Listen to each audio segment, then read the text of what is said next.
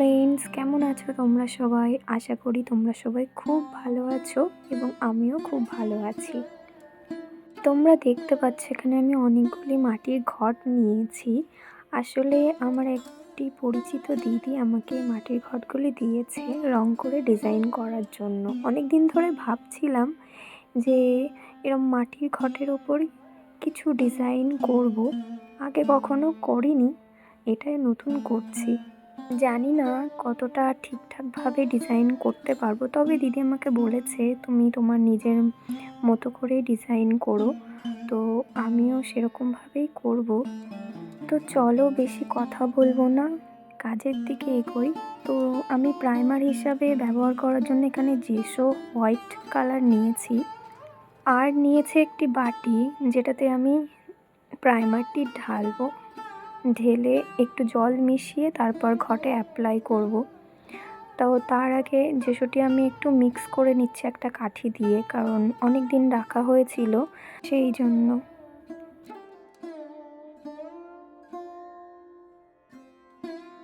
এখানে আমি একেবারেই বেশি জল মিক্স করব না, অল্প অল্প করেই জল নিয়ে মিক্স করব, একটু পাতলা করে নেব, কারণ প্রাইমারটি বেশি পাতলা হয়ে গেলে ঠিক ভালো কালার হবে না। তো তোমরা দেখতে থাকো আমি কিভাবে রং করছি ঘরটি স্টেপ বাই স্টেপ।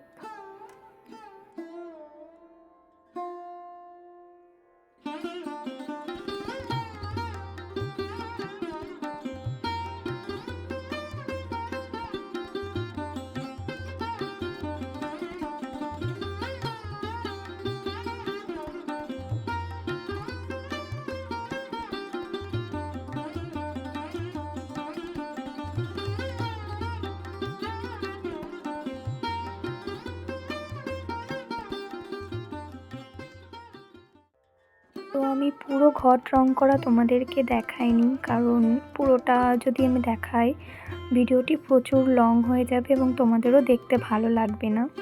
তো আমি দেখো এই ঘটগুলো একদিন টানা রোদ্রে শুকিয়েছি ভালো করে। তারপর আমি ফেব্রিক কালার নিয়েছি হলুদ কালার ক্যামেলের। এবার আমি এই ঘটগুলি পুরোটা হলুদ রং করব, আর আমার দুটো ফেব্রিক লেগেছে এই 5টি ঘট রং করতে। তো তোমরা দেখতে থাকো পুরো ভিডিওটা।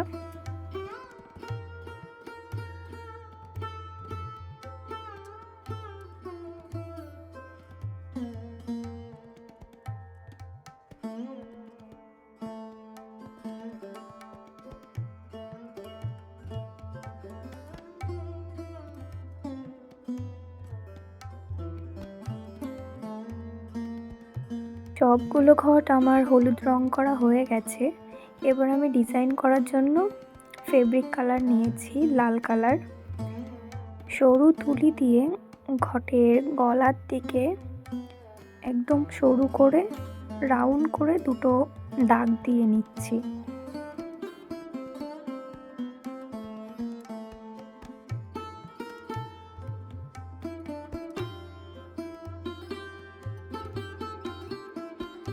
আর ঘটের নিচের দিকেও একটু হালকা মোটা করে দাগ দিয়ে নিচ্ছি। আর এই যে ঘটের মাঝখানে যে বড় ফাঁকাটা আছে, এই ফাঁকাটাতেই আমি ডিজাইনটা করব।